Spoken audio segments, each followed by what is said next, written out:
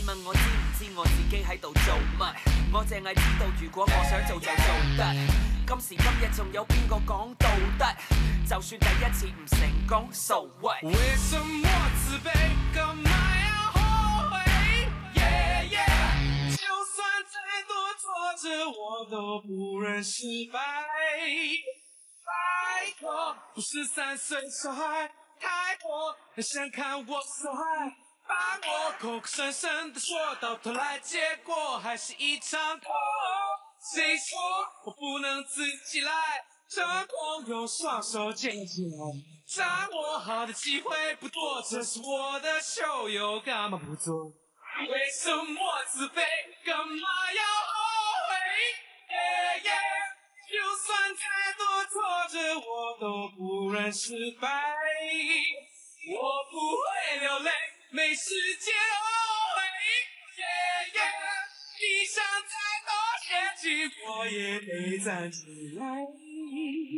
同你講得嘥氣，我真係冇覺得嚇。等我好消息，到時你冇得行。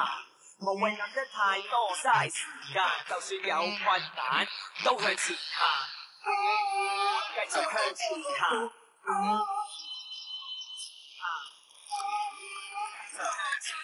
就算有困難，都向前行。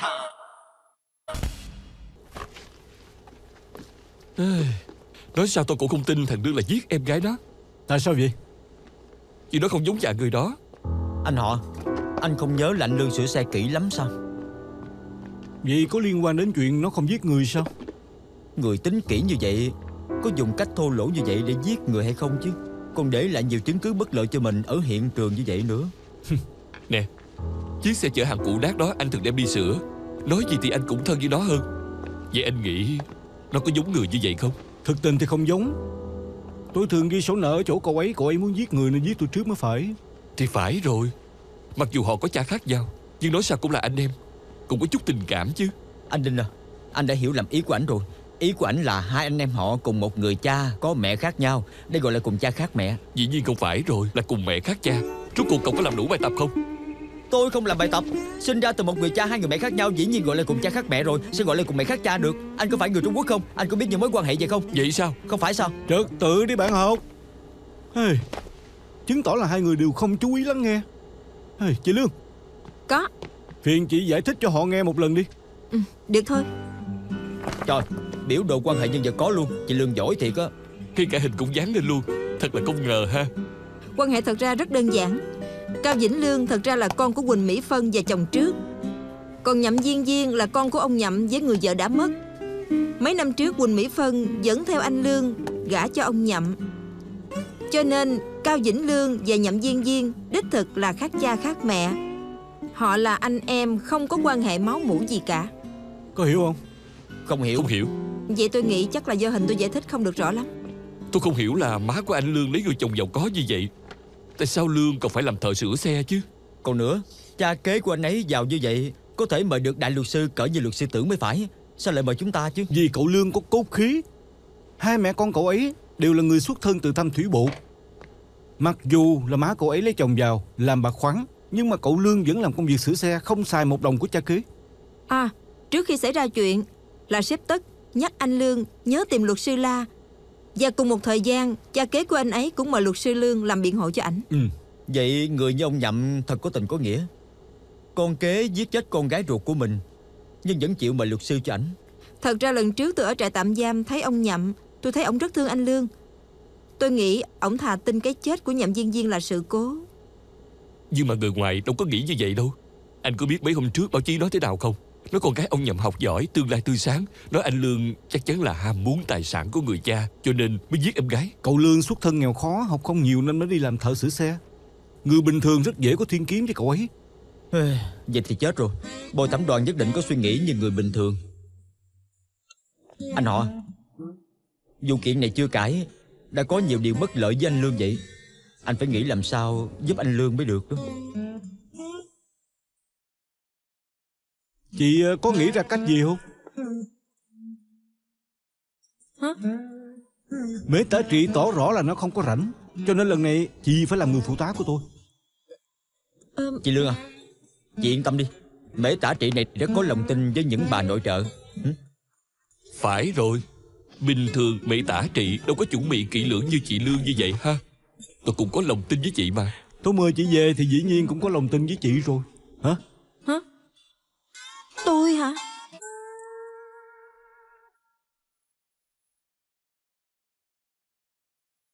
Chị Lương, Lucilla. chị cũng giỏi thiệt. Phải gì đâu, ủi đồ thôi mà. Là công việc cơ bản của bà nội trợ thôi. Ý của tôi là ở chỗ này mà chị cũng có thể tìm ra bàn ủi. Tôi tìm đâu có ra. Là chị Hà trên lầu cho tôi mượn thôi.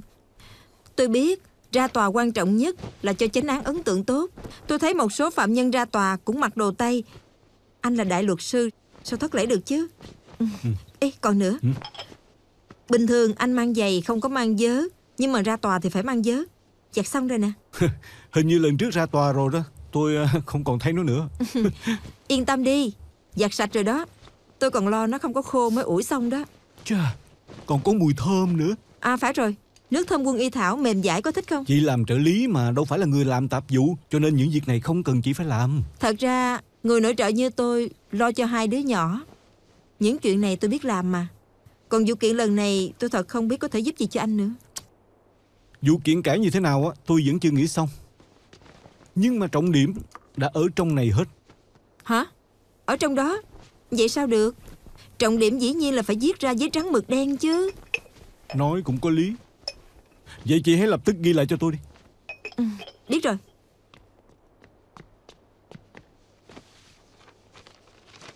Vụ kiện Client P&G. Bên khống từ chối plea bargain. Có P1, P2. Trong tình huống như vậy có thể phải cãi Coleman đó.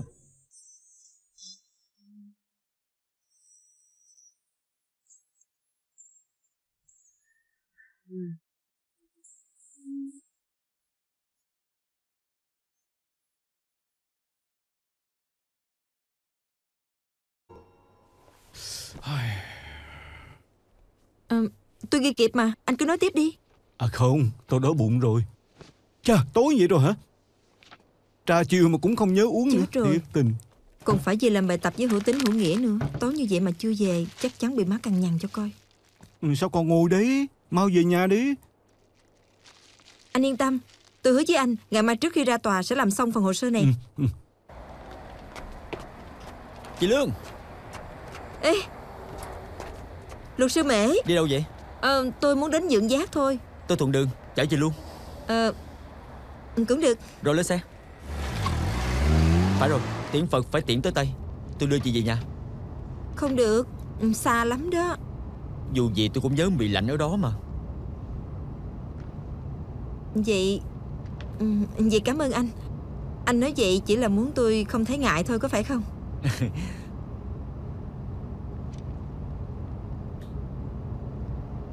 Phải rồi, chị cầm cuốn từ điển luật lớn như vậy, có gì không hiểu đưa ra nghiên cứu thử. À phải rồi, nguyên cuốn từ điển sống ở đây tôi lại không hỏi. Hồi nãy luật sư La nói ra một đống từ chuyên ngành. Cái gì mà PR, Bargain, B&G, còn P1, B2 với Cowman gì đó nữa. Tôi không hiểu gì hết, tôi lại không dám ngắt ngang suy nghĩ của ảnh. Không phải plea bargain, là plea bargain, tức là hòa giải ngoài tòa trong án hình sự. Để chút đã, để tôi ghi lại. Ê, còn nữa. BG là gì? BG là plead guilty, có nghĩa là bị cáo chịu nhận tội. B&G là plead not guilty, là bị cáo không chịu nhận tội. B1, B2 là gọi tắt của vật chứng bên khống. Nếu là vật chứng của bên biện thì dùng D1, D2 làm tượng trưng. Còn caution statement chúng tôi gọi tắt là caution, nghĩa là đánh vào khẩu cung, có hiểu chưa? Ồ. Đây là những thuật ngữ trong ngành của chúng tôi. Chị tra từ điển cũng không có đâu. Chị có gì không hiểu cứ hỏi tôi. Lần này thật cảm ơn anh. Nếu không có anh, tôi không biết phải làm sao nữa. Hồ sơ ngày mai chắc chắn bị người ta cười chết. Không đâu, anh họ không trách chị đâu. Còn không tôi đánh giùm chị. Không được, dĩ nhiên là không được rồi. Đây là trách nhiệm của tôi mà. Tôi nhất định phải cố gắng làm tốt việc này. Anh có biết không, lẽ ra tôi nghĩ suốt đời này phải nhờ lao động chân tay kiếm sống thôi. Tôi chưa từng nghĩ là được ngồi ở trung tâm luật sư để làm văn phòng đâu. Mấy anh cho tôi cơ hội như vậy, tôi nhất định phải trân trọng cơ hội này. Tôi sẽ cố gắng làm thật tốt.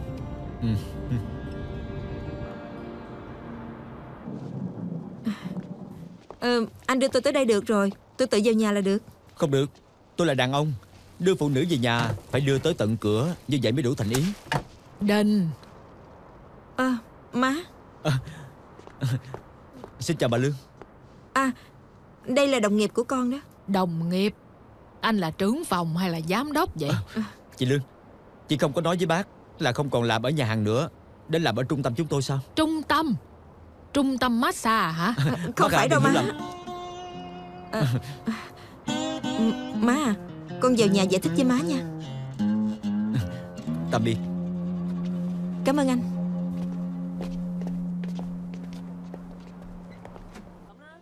Má cũng lấy làm lạ.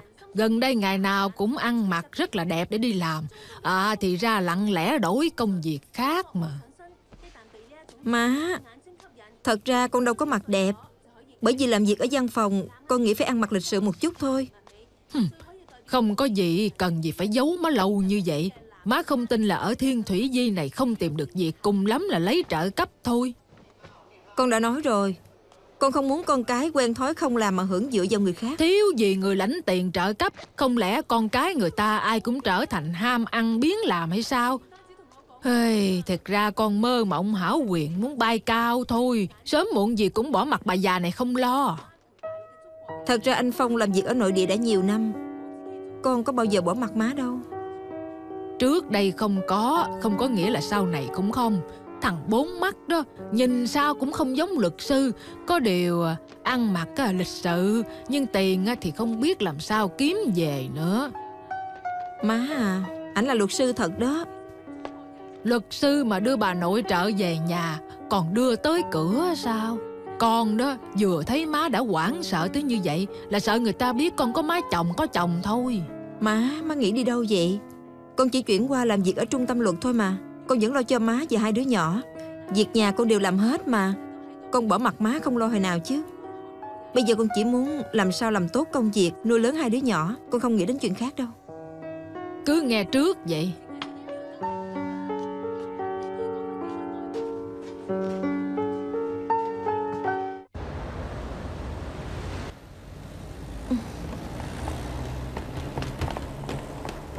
Ui. Chào anh. Tôi kéo vali giùm anh. Thôi chuyện này nhọc để tôi làm cho. Không đâu, tôi mới thấy mấy đại luật sư đó ai cũng có người xách vali cho, sẽ oai hơn mà. Ngược lại tôi xách cho chị thì có đó. Vậy cũng được. Anh cầm giùm tôi 2 sắp trên đi. Là ghi chép của ngày hôm qua đó. Chà, chị lợi hại thiệt. Những thuật ngữ đó phiên dịch lại hết. Không phải tôi nói gì thì chị ghi cái đó. Quả nhiên không làm khó được trợ lý nội trợ ha. Luật sư Mễ dạy cho tôi đó. Cũng là chị cố gắng mới được vậy. Cố lên nha. Đi, trễ giờ rồi đó. Phải đó, xin lỗi. Ê, bác hai người đẹp và ông Nhậm bà Nhậm chờ thật ngại quá đi. Cho ông Nhậm làm báo cáo sơ qua chưa? Dĩ nhiên là xong rồi, luật sư La. Ngay cả ba của nạn nhân chịu ra tòa làm chứng cho cậu Lương, chứng tỏ quan hệ của cậu ấy và em gái tốt đẹp, không có động cơ giết người. Tin chắc là bồi thẩm đoàn sẽ cộng điểm cho cậu Lương. Tôi chỉ nói sự thật ra thôi. Trải qua nhiều năm sống chung, tôi biết thằng Lương rất thương Duyên Duyên. Tình cảm anh em tụi nó thực sự rất tốt. Đây là sự thật mà. Tôi coi thằng Lương như con ruột của mình vậy. Suy nghĩ của tôi với má thằng Lương cũng giống nhau, là không tin và không muốn thằng Lương là hung thủ. Theo báo cáo của phía cảnh sát, khi vụ án xảy ra, chỉ có bị cáo Cao Vĩnh Lương và em gái anh ấy Nhậm Duyên Duyên có ở hiện trường. Ngoài ra không có người thứ ba bước vào. Báo cáo giám chứng cũng cho biết trên mảnh vỡ thủy tinh cắt đứt phần lớn động mạch cổ của em gái, có dấu vân tay của người anh. Theo lời khai của người anh khai với cảnh sát, thừa nhận từng gây cãi với em gái, cho nên cảnh sát suy đoán người anh vì giận dữ cho nên đã giết chết em gái. Không có điểm gì mới, động cơ giết người yếu. Lát nữa ông Nhậm vừa ra tòa là có thêm một phát phá vỡ. Để chứng minh động cơ anh giết em mạnh hơn, bên kiểm khống chúng tôi vừa tìm được một vật chứng mới. Phản đối. Vật chứng bên khống đưa ra vốn không có ở trong đơn vật chứng. Làm vậy không chỉ không phù hợp trình tự, còn vô cùng bất công với thân chủ của tôi. Thưa quý tòa, do bạn trai của nạn nhân Chu Gia Hào hôm nay mới giao vật chứng này cho cảnh sát, cho nên chúng tôi không kịp thông báo với tòa và bên viện. Cái này tuyệt đối là vật chứng then chốt chứng minh động cơ giết người của người anh, cho nên nhất định phải trình lên. Thư ký, mang vật chứng trình lên. Phản đối. Bổn tòa sẽ phán đoán vật chứng này có phải quan trọng như bên khống đã nói không, rồi mới quyết định vật chứng này có được tiếp nhận không.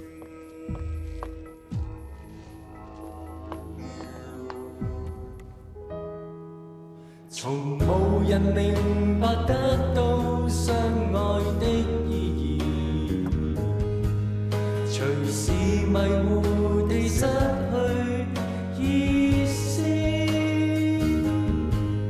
若欠缺這份靠倚，結局就讓我知，曾留下氣味與動作，動盪情。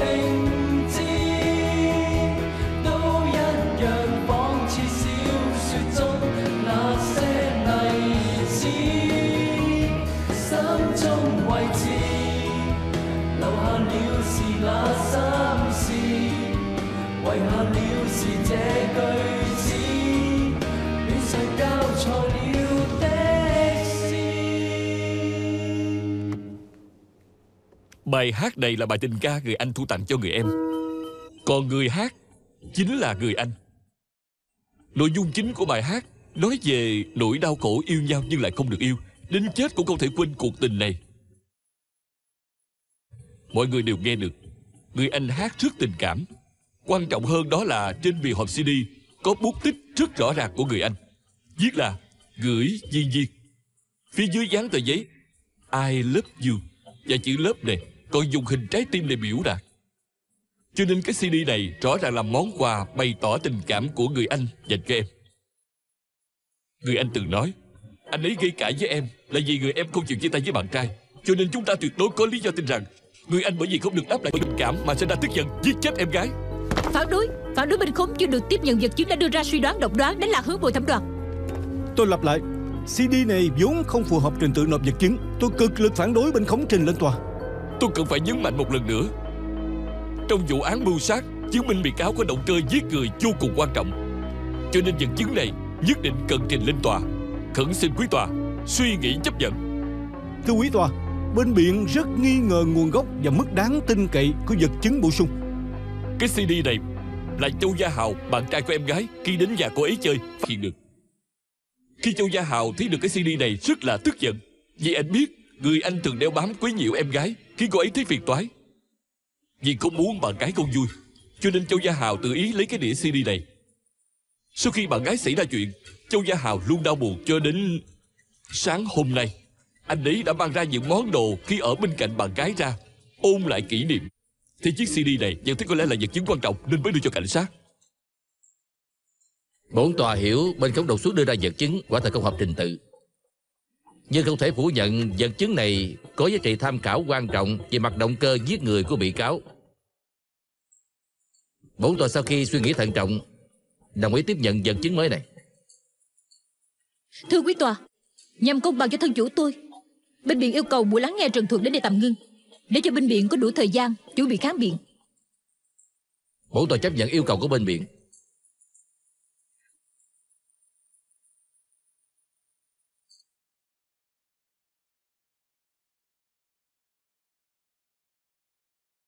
Ông nhầm. Xin ông phải suy nghĩ kỹ. Nếu ngay cả ông cũng không ra tòa cho anh Lương sẽ rất bất lợi cho anh ấy. Tôi làm sao giúp được cho nó chứ. Tôi không ngờ thằng quỷ đó lại có suy nghĩ vượt giới hạn với em gái của nó như vậy. Tôi tin lầm nó rồi. Đây chỉ là suy đoán một phía của bên khống thôi, vốn chưa được chứng thực. Không lẽ là ông thà tin người ngoài mà cũng không tin con trai mình? Anh phải tin thằng Lương, nó không có hại Duyên Duyên đâu. Nó đâu phải là con của tôi.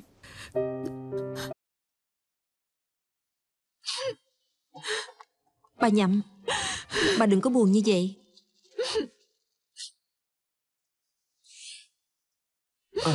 Tóm lại bây giờ tôi mời luật sư giúp cho nó đã hết tình hết nghĩa rồi.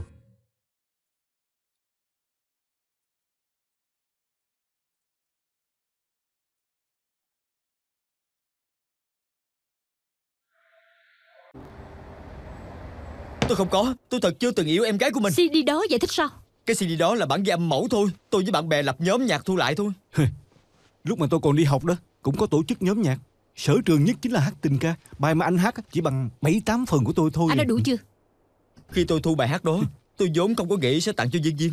Anh tặng bài hát như vậy cho con gái, còn nó không có ý với người ta. Hôm đó tôi tập hát xong, mang CD đó đến nhà ba tôi ăn cơm. Duyên Duyên thấy CD đó liền lấy nghe. Nghe xong thì bảo tôi tặng cho nó. Mấy chữ gửi Viên Viên đích thực là chính tay tôi viết. Còn giấy dán I love you? Thực sự không phải tôi dán. Tôi cũng không biết tại sao lại dán lên. Không phải anh không biết, anh không muốn nói tôi. Vừa rồi ở ngoài tòa anh không nhìn thấy thôi. Cha kế của anh khi bước ra rất giận dữ. Ông nói không chịu ra tòa giúp anh nữa. Ngay cả má của anh cũng giận luôn. Tư tình không liên quan tới má tôi. Là em gái thích tôi thôi.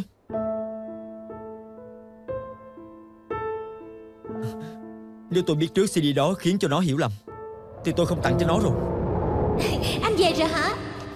Anh qua đây, em có thứ này cho anh xem nè.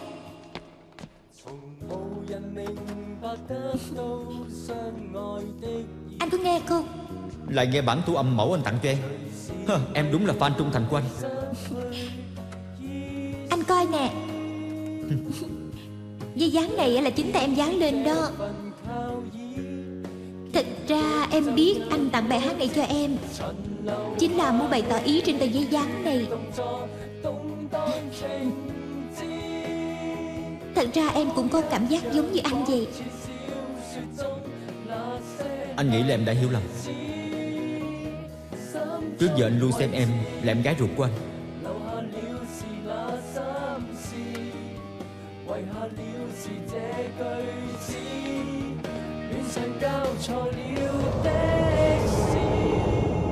Từ lần đó về sau, Viên Viên trở nên rất ngỗ ngược. Từng kiếm chuyện chọc tức tôi. Rõ ràng biết tên Châu Gia Hào đó chuyên xài tiền con gái, nhưng dẫn đến với hắn.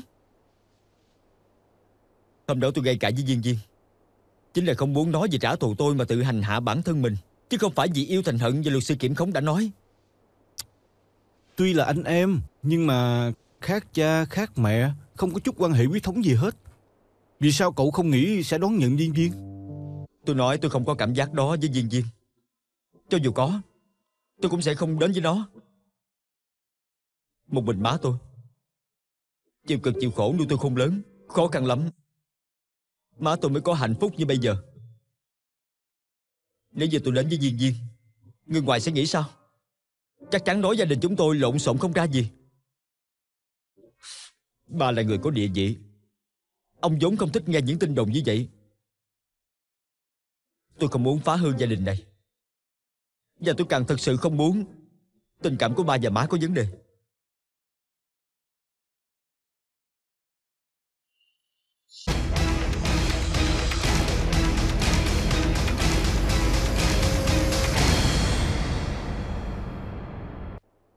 Ông Nhậm, bà Nhậm, tôi mong là ông bà hãy thử hồi tưởng lại khi Viên Viên và anh Lương ở bên nhau, có vượt khỏi tình cảm anh em hay không? Đương nhiên là không rồi, nhưng chưa mất mặt. Nếu như có, tôi nhất định không nhận nó là con. Thằng Lương không có suy nghĩ vượt quá giới hạn với Viên Viên đâu. Hai người phải tin nó. Từ nhỏ tới lớn nó rất hiểu chuyện, rất cầu tiến. Những chuyện trái luân thường như vậy nó không bao giờ dám nghĩ tới. Vậy còn cái CD đó, bây giờ chứng cứ xác thực, có thể chối bỏ được sao? Hai vị có ngại cho tôi vào phòng của Viên Viên xem qua chút không? Không sao, là phòng đầu tiên trên lầu đó. Cảm ơn.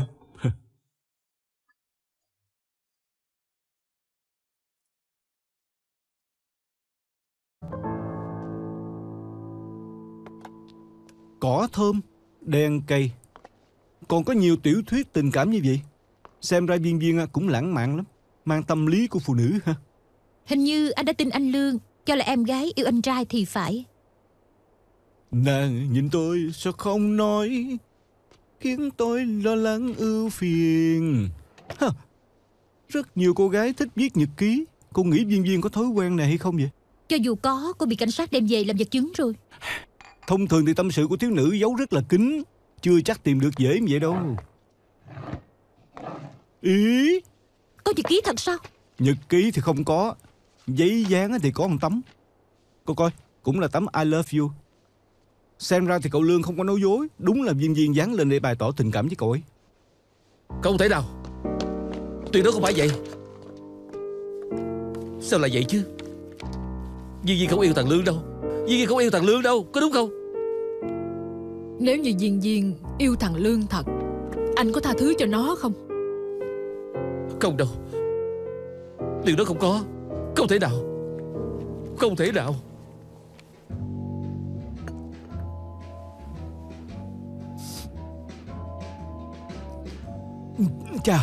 Trà sữa mà không có mùi trà, cũng không có mùi sữa nữa, sao gọi trà sữa được chứ? Thua xa với trà sữa vợ của quán trà ha.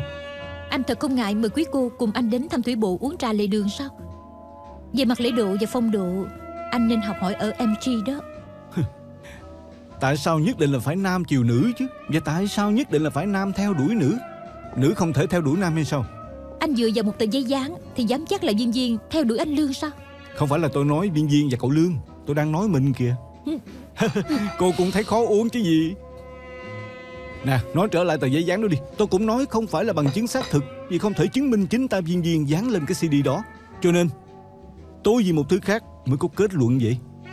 Anh cũng để ý thấy phản ứng vừa rồi của bà Nhậm. Là cô không để ý thấy đó thôi. Tôi để ý thấy rồi đó. Tôi chú ý thấy cô để ý từ trước rồi. Khi ông Nhậm nghe thấy Viên Viên yêu cậu Lương thì có phản ứng rất mạnh. Phải rồi. Bình thường bà Nhậm rất hoảng hốt, nhưng mà lúc nãy rất bình tĩnh.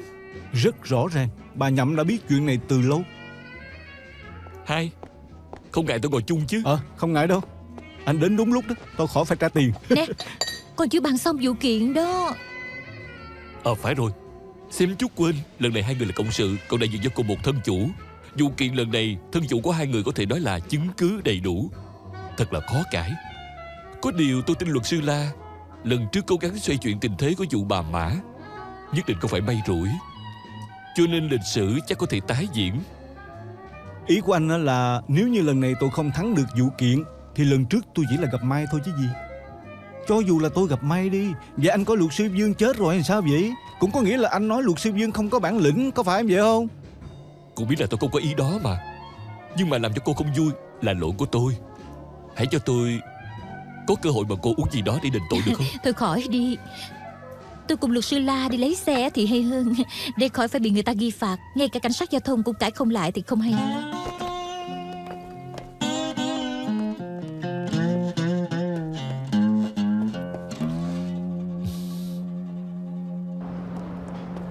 Trời ơi, cô Dương, vừa rồi tôi đâu có cố ý chà đạp cô đâu. Chẳng qua là cái tên đeo bám cô đó chà đạp cô trước thì tôi không có mới nói thừa là thế. giận anh. Tôi chỉ không phục thôi. Tôi ngồi gần anh như vậy, ảnh và người trong ngành luật có thể coi tôi không tồn tại. Cho nên vụ kiện này á, tôi nhất định dùng cách của mình để cải thắng. Có chí khí, nhưng mà phải thắng được mới giỏi. Anh nói gì vậy? Bây giờ ông Nhậm rất là giận cậu Lương. Không biết cô có giống như lần trước vì lấy lòng bà Mã mà làm động tác giả hay không vậy? Anh dựa vào gì nói lần trước tôi làm động tác giả cho bà Mã? Vậy tôi thu lại. Tôi đổi câu hỏi này thành cô có vì lấy lòng ông Nhậm đó mà làm động tác giả không? Vậy chúng ta cược thêm lần nữa đi. Lại cược? Sao cô mê cá cược quá vậy? Nếu lần này tôi dùng cách của mình thắng được vụ của anh Lương, anh phải cho tôi biết 7 năm trước anh đã giết ai và chuyện đó là như thế nào. Cái cô Trinh Trinh này lẽ ra phải giết cổ diệt khẩu. Nếu như lần này mà tôi nghĩ ra cách cải thắng vụ kiện này và cô lại chịu mời tôi đến quán trà uống 7 năm trà sữa vợt thì được. Bộ nít hả?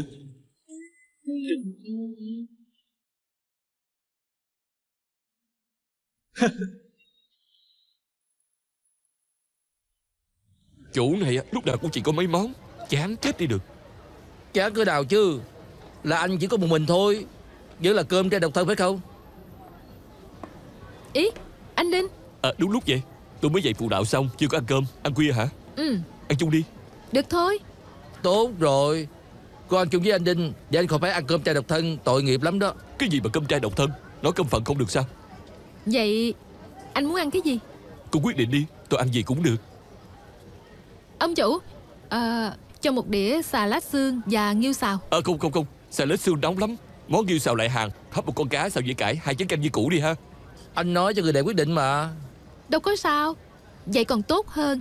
Bình thường một mình tôi đến muốn hấp một con cá cũng không được. Hấp cá hơi mất thời gian đó. Đợi anh đó, làm nhanh lên đi. Nè, hơi lạnh, cô khoác lên đi. Nè, khoác lên. Đây. Tôi đâu có lạnh đâu. Tôi nói cô lạnh là lạnh mà. Đúng rồi, tôi đi. Con người của anh cũng chu đáo lắm, biết quan tâm tới người khác. Nhưng không biết đối với ba anh thì như thế nào ha. Luật sư là chết tiệt. Không phải tại ảnh đâu, mà là tôi hỏi ảnh thôi. Hả? Cô hỏi ảnh chuyện của tôi hả? Tôi tò mò thôi. Nhìn bộ dạng anh giống tên lưu manh, Không ngờ anh lại làm nhân viên xã hội. Sau này có gì cứ hỏi thẳng tôi là được rồi. Vậy bây giờ hỏi anh nè, anh định suốt đời bỏ mặt ba anh, giận ổng suốt đời luôn hay sao? Vậy tin lo chuyện bạo động đó, có cho cô biết lần trước tôi làm mấy cái bánh đào về nhà, đến cuối cùng là tự mình ăn hết không? Một lần không được thì thử lại lần nữa. Bình thường anh dạy dỗ mấy đứa nhỏ kiên nhẫn như vậy, tại sao đối xử với ba anh như vậy chứ? Ba tôi mất sớm. Sao tôi phải làm nghề này? Vì tôi có người mẹ hút thuốc phiện. Cho nên tôi tự nói với mình, trước khi bà chết, tôi phải kiên trì đến cùng lo cho bà thật là tốt. Anh phải trân trọng những ngày tháng sống chung với họ. Nếu không đến khi họ đi rồi thì anh sẽ rất ân hận. Luật sư La và MC cũng có nói với tôi những điều này, nhưng họ vừa nói ra là tôi cãi lại liền. Nhưng mà câu đó thì tôi không cãi được. Vậy thì tốt rồi, còn không hành động liền đi. Như cũ 2 trái canh, cãi sao? Chà, nè, ăn cho nóng đi, để nguội không có tốt đâu, ăn đi. Đàn ông mấy anh là như vậy đó. Nói thì thiên hạ vô địch, làm thì có tâm vô lực. Cái gì? Lấy tôi ra so sánh với khách hàng của cô sao? Vậy thì dùng hành động chứng minh đi. Tôi ăn cơm xong sẽ chứng minh cho cô coi tôi có tâm có lực đó. Tôi biểu anh chứng minh cho tôi coi anh làm sao hiếu thảo với ba anh thôi. Thì ý của tôi là làm sao hiếu thảo với ba của tôi đó. Thôi ăn đi. Cảm ơn nha.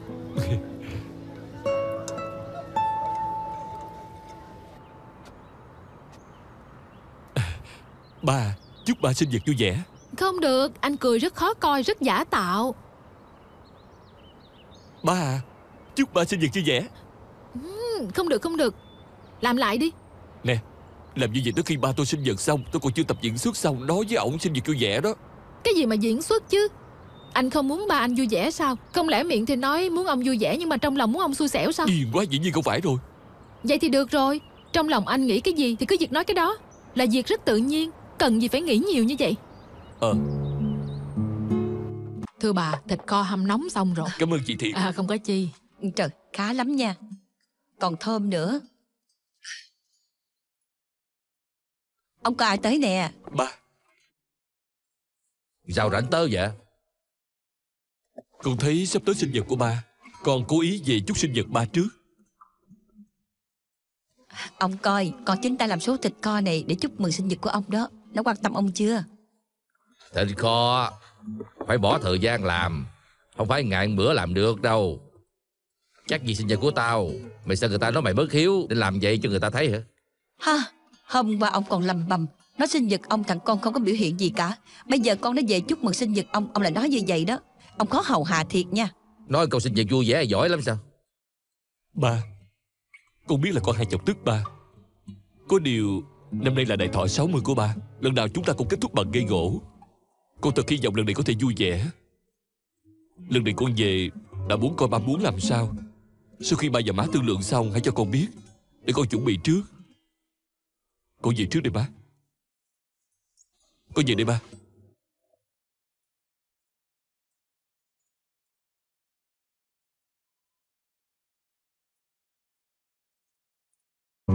Nè, bà gấp cái gì vậy? Là con nó mừng sinh nhật cho tôi đó, đâu phải mừng cho bà đâu. Thằng con nó làm cho mình ăn mà, đừng keo kiệt vậy mà. Còn nói tôi keo kiệt nữa. Mua sợi dây chuyền cho bà mấy trăm ngàn, khỏi phải nói. Bà tặng cho trung tâm của thằng con rồi chứ gì. Không phải, sợi dây chuyền đó tôi làm rơi ngoài đường thôi. Có phải ông muốn bắt tôi tới sở cảnh sát không hả hoàng đế? Bà mau đi mua sợi khác đi. Bằng không tới ngày đại thọ của tôi á, sợi dây chuyền cũng không có, làm sao gặp người ta được chứ. Được rồi, bây giờ tôi đi mua nè. Nè, sao rồi? Làm ra sao rồi? Thì cũng vậy thôi. Chia tay trong hòa bình. Từ từ đi. Lần này là chúc mừng sinh nhật của ba anh trước. Lần sau đến ngày chánh hả? Đến ngày chánh thì làm cái gì để cho ông vui đây ha? Cô cũng quan tâm quan hệ giữa hai cha con tôi quá ha. Anh dốc lòng dốc sức cho lối sớm như vậy, tôi làm chút việc thì có lại gì đâu.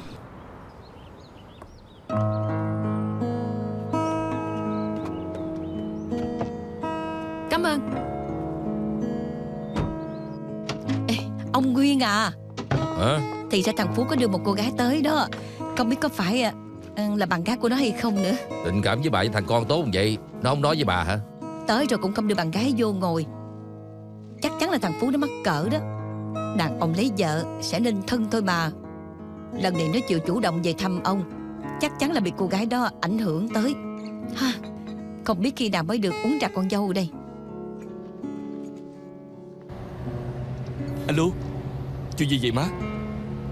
Dạ phải. Không có. Được rồi. Con biết rồi. Được rồi, đừng lỗ thôi nữa. Được rồi, chào má. Chuyện gì mà vui quá vậy? Không, má tôi hỏi số thịt kho đó có phải cô làm giúp không? Còn hỏi có phải cô bảo tôi về thăm họ không? Còn nữa, má kêu lần sau dẫn cô về chung đó. Má anh không phải tưởng tôi là bạn gái của anh đấy chứ? Má tôi còn khen cô đẹp, còn nói là con người cô tốt. Sao khách sáo dữ vậy? Lúc nãy anh cứ lo cười mà không giải thích với bà sao? Tôi đang lái xe, sao lo được nhiều vậy chứ? À phải rồi, có phải cô về nhà không? Tôi đưa cô về. Nè, hôm nay có phải trung tâm anh phát gạo không? Tôi muốn đi phụ. Được thôi, cùng làm đi. Hôm nay thật cảm ơn cô. Khách sáo làm gì? Giúp được cho hàng xóm tôi cũng vui lắm. Thật ra tôi cũng rất vui có thể cùng cô phát gạo. Tôi tới rồi, không cần đưa tôi lên đâu. Thôi, đã tới nơi đưa cô lên luôn. Alo, trung tâm có một cô gái nói bị chồng đánh. Vậy tôi về đây. Ngại quá, Thịnh Lệnh có chút chuyện. Cô tự lên nhà cẩn thận nha. Không sao đâu, anh cứ đi làm việc trước đi. Được rồi, bye bye. Bye bye.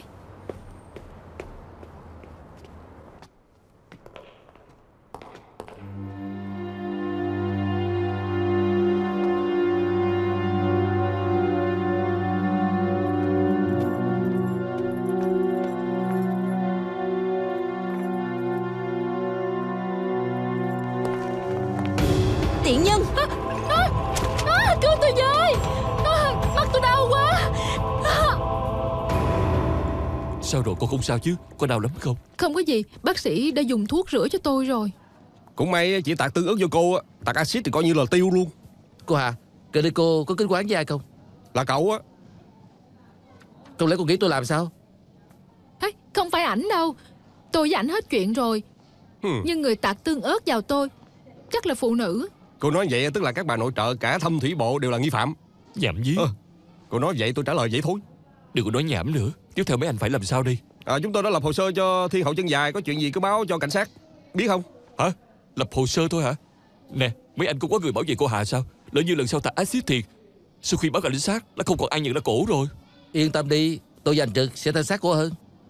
Thiên Hậu Chân Dài á, bây giờ là lúc nguy cấp, bớt làm mấy ngày đi. Đâu phải sợ, tôi chỉ làm ăn với đàn ông thôi mà. Nếu như nữ giả nam trang, cô vừa mở cửa là xong rồi.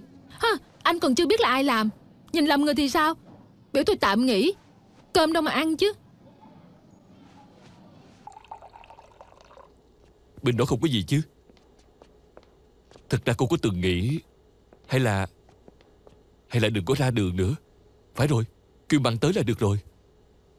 Vậy cô có gì cứ gọi cho tôi nha.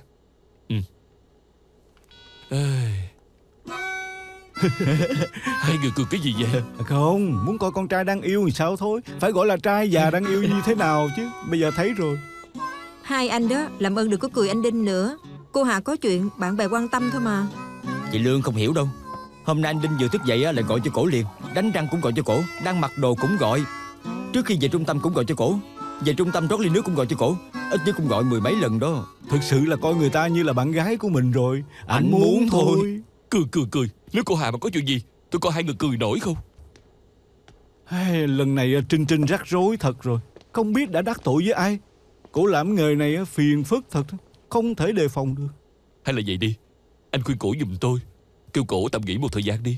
Tôi khuyên cổ không phải quan trọng, chỉ là cổ không nghe tôi khuyên thôi. Anh chưa có khuyên, sao biết là cổ không nghe anh khuyên chứ? Anh là bạn của cổ, anh cũng muốn tốt cho cổ thôi mà. Sao anh không tự đi khuyên đi, mà nhờ luật sư La khuyên? Tôi chỉ không hiểu nên hỏi vậy thôi. Không phải, một người đàn ông gì tốt cho người phụ nữ còn biểu cổ đừng làm nữa, quả thật hơi khó đó. Nè, cậu biểu người ta đừng có làm, người ta sẽ nói không làm lấy gì ăn đây. Cậu sẽ nói gì? Cậu ngoài việc nói nè, cô đừng có lo, để tôi nuôi cô cho. Cậu nói gì cũng là dư thừa thôi. Chính xác. Trừ phi anh muốn nói cái câu mà anh mới nói, bằng không tất cả đều là dư thừa. Thật ra anh chỉ muốn kêu cô Hà nghỉ một thời gian thôi, đâu phải biểu cổ về hưu, cũng không phải kêu cổ rửa tay không làm. Tôi thật không hiểu, có phải đàn ông mấy anh đã nghĩ nhiều quá rồi không? Luật sư La, có rảnh bàn về vụ của anh Lương không? Kỳ tích nghe. Lẽ ra thì cô phải kêu tôi đến phòng luật sư ở Trung Hoàng chứ. Cô thay đổi rồi hả? Tôi đến để thăm Trinh thôi. Nè, cổ sao rồi? Cổ có sao không? Cô đỡ hơn tối qua nhiều rồi. Vậy cô có kêu cổ nghỉ một thời gian đừng có làm không? Có, nhưng cô nói nghỉ không được lâu, phải kiếm ăn mà. Tiếp theo làm sao? Tiếp theo tôi không biết phải trả lời sao. Xin lỗi nhiều, không giúp được gì hết. Luật sư lại chứ tiền em đừng có chạy. Tôi nói sai à? Không sai chút nào hết. Đừng hỏi tôi cũng không biết đang xảy ra chuyện gì.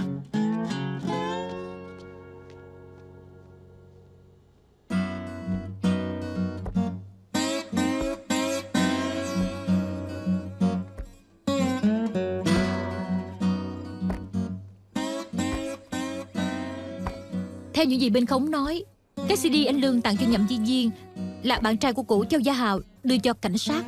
Cho nên nếu chúng ta muốn giúp anh Lương thì phải tìm chỗ hở từ lời khai của Châu Gia Hào. Tôi từng đọc lời khai của cảnh sát lấy từ Châu Gia Hào. Hắn nói là khi vụ án xảy ra, hắn cùng đám bạn hát karaoke. Vậy đám bạn có thể làm chứng là hắn vắng mặt ở hiện trường. Nhưng mà tôi đã đến tiệm karaoke đó rồi, coi ghi chép của hôm đó. Phát hiện thì ra Châu Gia Hào sau khi xảy ra vụ án thì mới đến karaoke. Luật sư La, anh có thể nào đừng lát nữa có được không? Không được đâu. Tôi không lắc không nghĩ được gì đó. Phải đó. Yên tâm đi, ảnh ngày nào cũng lắc như vậy, không có ngã đâu.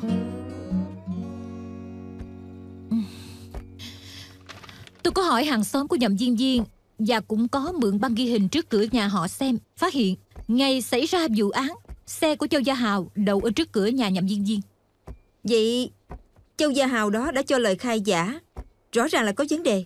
Tại sao chúng ta không lập tức báo cảnh sát bắt hắn? Tuyệt đối là không được. Làm gì chỉ làm cho quyền chủ động điều tra giao cho bên khống. Đúng vậy, chúng ta phải tự điều tra Châu Gia Hào, như vậy mới tìm ra manh mối giúp ích cho cậu Lương. Cải án cần nhiều kỹ xảo vậy sao? Anh không nói tôi cũng không biết. Đáng tiếc chúng ta không thể chủ động tiếp xúc với nhân chứng bên khống được. Bằng không sẽ bị bên khống cắn lại, nói là chúng ta quấy nhiễu nhân chứng. Tôi không phải là luật sư, tôi đi hỏi là được rồi. Chị yên tâm đi, tên họ Châu đó sẽ không thoát khỏi pháp nhãn của tôi. Bình thường hữu tín hữu nghĩa, nói dối trước mặt tôi, bị tôi hỏi mấy câu là tôi nó tự khai ra